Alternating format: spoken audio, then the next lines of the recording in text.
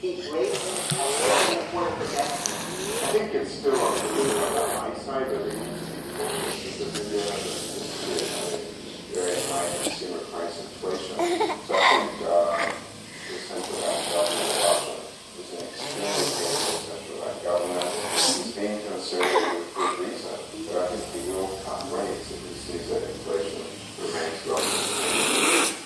Prejudice from the IHS, for the rise of food prices today, we have a devastating effect. The U.S. says India has more undernourished people than anywhere else in the world. Maybe 195 million or about 6 of the population, despite having one of the world's biggest food production programs. So India alone, instead of making food more affordable, making a big enough difference, you give them the market more.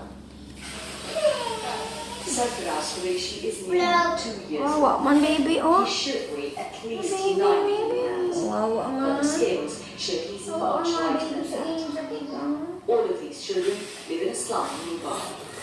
At this centre run by the NGO of Nana, they are weighed every month to see if they are undernourished.